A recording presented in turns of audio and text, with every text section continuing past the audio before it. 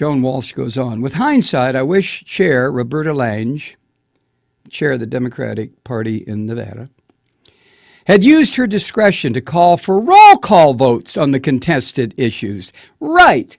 The reference there, the oblique reference, the almost impossible reference to understand unless you know the context of that comment, was the fact that this Roberta Lang called a couple of roll call votes, voice votes on issues that were in front of the state committee.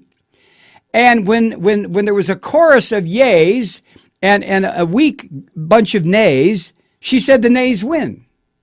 So what Joan is saying here, I wish Roberta Lang had used her discretion to call for roll call votes on the contested issues. She goes on to say, although it's common in meetings like that for a chair to use her judgment in evaluating a voice vote. The head of the Nevada Democratic Party is a Clinton bot. So what judgment? What judgment? When you have a chorus of no's and a squeak of yays, you don't say the yays won. But this woman did. Once again, Walsh goes on, Democratic National Committee Chair Debbie Wasserman Schultz escalated a conflict that she should have worked to diffuse. Well, Debbie Wasserman is in for a little face slapping here from Walsh. Repeatedly accused of unfairness by the Sanders campaign, not always with clear evidence, she adds. Shut up. She has time and again, referring to Wasserman Schultz, replied harshly and defensively to her critics. When the Sanders campaign sued the DNC in December for briefly locking it out of a party voter file because, here it comes, here's another one, because Sanders staffers who were quickly fired tried to steal private Clinton voter data during a security breach. That is a complete lie. They didn't try to steal a goddamn thing. It was inadvertent. Nobody took a look at Clinton's campaign, but Joan Walsh just turns it into irrefutable fact. The Sanders campaign was chock-a-block with thieves. This, ladies and gentlemen, is what's called a massive hit piece. But let me go on.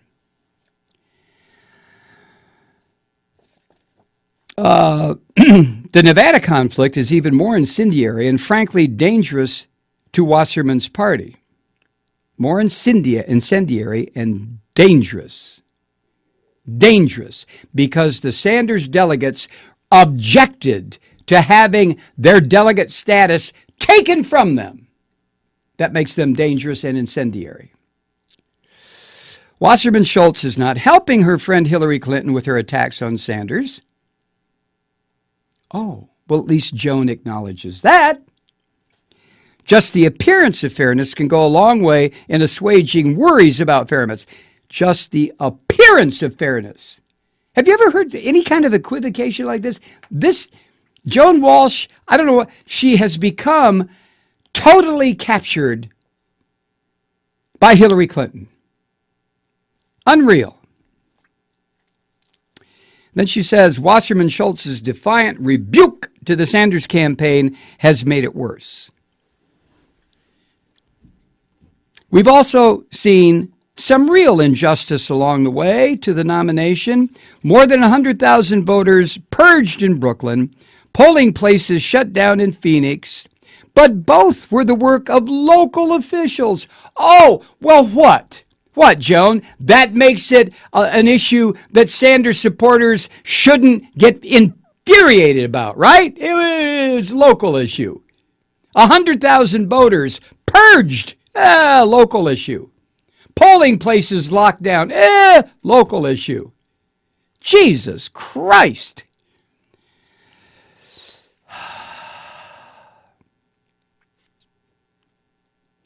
The Sanders campaign has less than a leg to stand on in its Nevada protests. PolitiFact fact-checked campaign manager Jeff Weaver's claims that the state party hijacked the process on the floor of that convention and ignored the regular procedure and rammed through what they wanted to do. After an exhaustive examination of the long day of skirmishes, it found Weaver's claim to be false. Oh, well, if PolitiFact says it was false, it must be.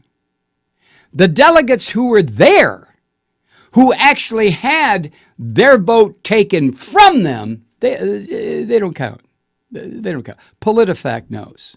Not the would-be delegates to the Sanders, to the convention.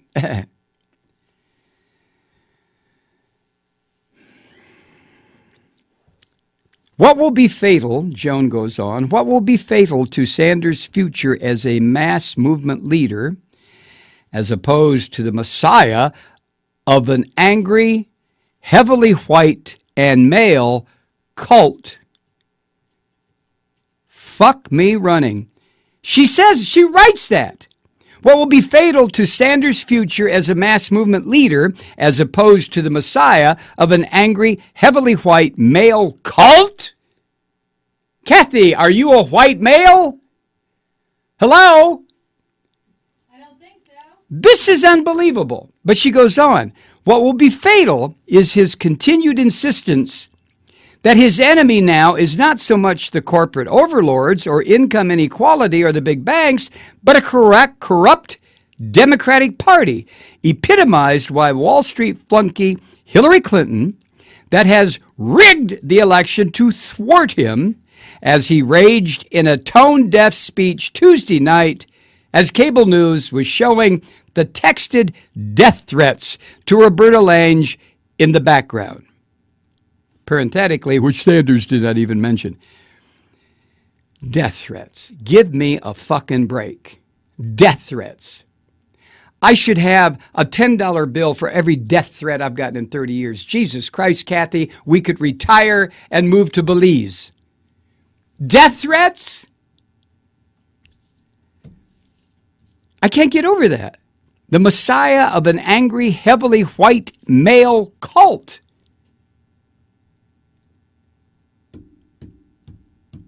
She calls him tone deaf in a speech Tuesday night, which Sanders did not even mention about the texted death threats. Why would he mention it? Who do you suppose, Joan, sent those death threats? Do you have any proof, even a whisper of proof, that it didn't come from a Trump operative? You're dealing with Donald Trump here. He is a vile, sneaky, criminal, mafia-connected, NRA-praised, white supremacist son of a bitch. And do you think, Joan, for one moment, that his people would not send the death threats in order to make it look like Sanders? Keep in mind, Joan, something that you just won't process. Sanders beats Trump. Clinton does not. They can't handle that. The Democrats clustered around Hillary. They can't handle that.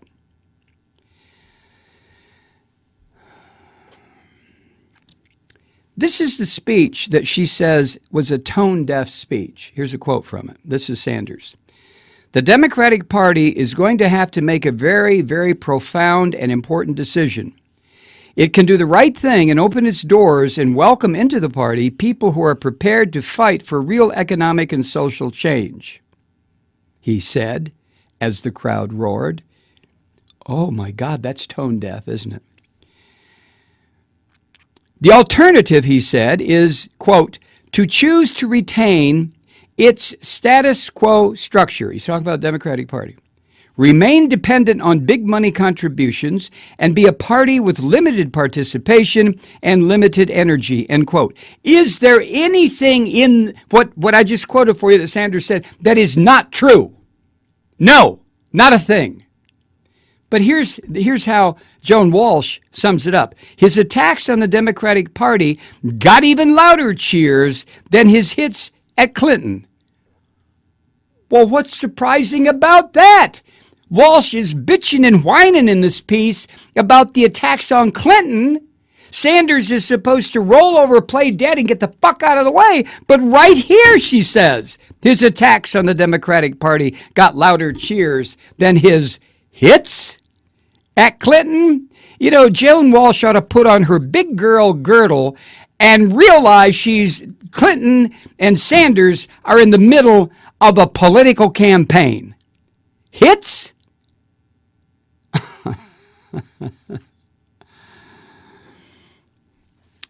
And I'm going to get this later in the program. In Thursday's New York Times, Walsh goes on, Sanders campaign leaders and their supporters said they plan to escalate their attacks on Clinton and the party.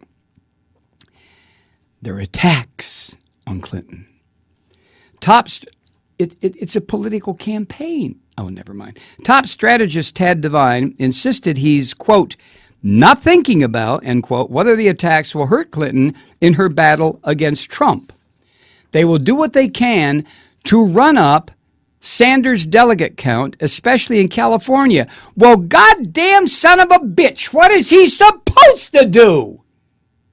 If he's in a political campaign and a primary's coming up in California, he's going to do what he can to run up his delegate count. Oh, Jesus, Joan. Sanders should be locked up for that, right? Unbelievable.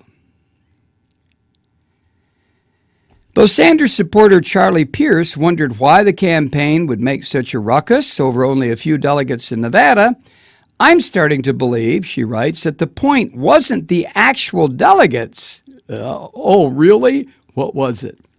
He trails her by about 280 at this point.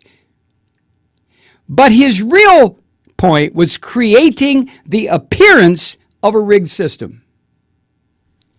Creating the appearance of a rigged system. Oh, the system's not rigged, right, Joan? Wasserman Schultz scheduling those goddamn debates on Sunday afternoon. Oh, that's not rigged at all, is it? Denying Sanders access to the absolutely necessary statistical information his campaign needed as they slogged their way through these Democratic primaries. That's what a DNC chairman is obliged to do, or get the hell out of the position, Schultz. But, of course, Walsh is not going to mention that. And then she says this. This, being the Sanders campaign, is starting to get delusional and dangerous to the American movement for social justice. Delusional and dangerous. Who is she talking about? The man who has gotten 10 million Americans to vote for him?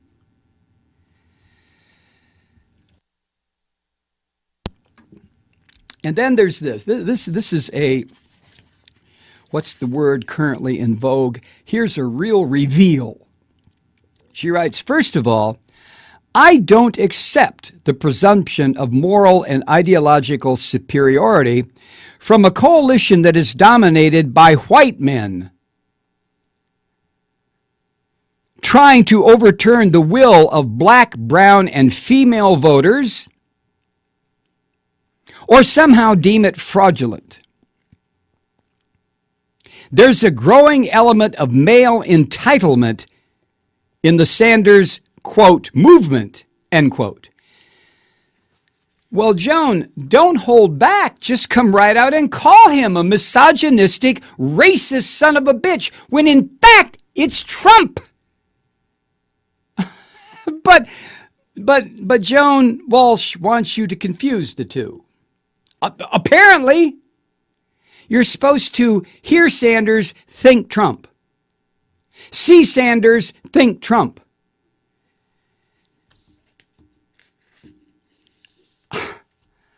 A movement dominated by white men trying to overturn the will of black, brown, and female voters.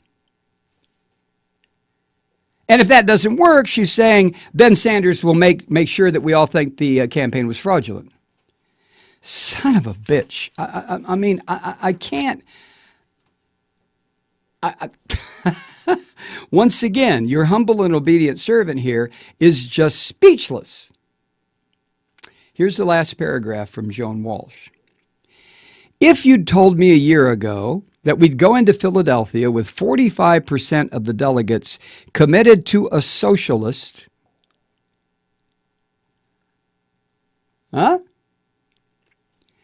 as a firm flank on the left, backed by the many millions of Clinton supporters like myself, who also identify with the left, a pig's ass you do, I'd have said we were on the verge of transforming the party into a vehicle for racial and economic justice.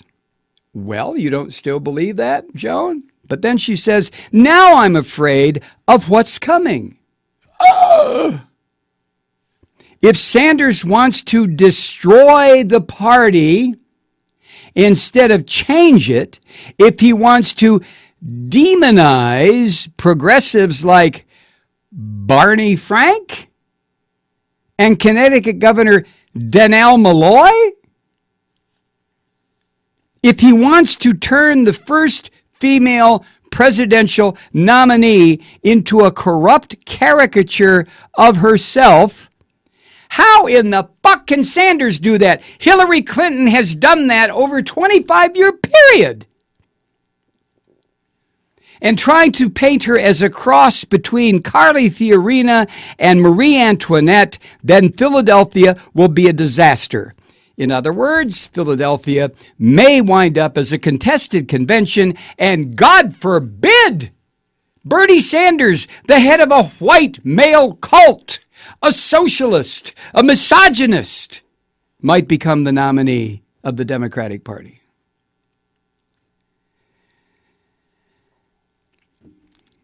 Philadelphia will be a disaster for the party and for Sanders, too. He thinks he's the only one who can defeat Donald Trump. But in fact, he's the only one who can elect him by tearing the party apart. Nice finish, huh? Nice finish. In fact, Sanders is the only one who can elect him by tearing the Democratic Party apart. I'll be a son of a bitch. I have never read, ever, a hit piece by an otherwise intelligent writer like this. Never.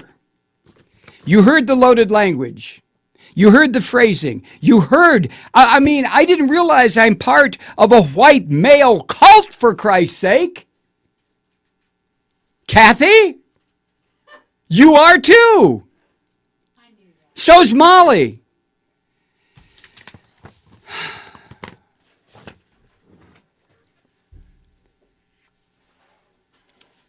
Now, by putting this garbage, there's nothing wrong with writing the truth. As a matter of fact, if you don't write the truth, somebody will come and take your word processor away, or your computer, or your tablet, and not allow you to write if you're not going to write the truth. But that pile of shit that I just read to you, what's going to happen? It's out there now. And it's going to be cut and pasted by every single Hillary bot and used against Sanders. It's also going to be used by the Trump campaign.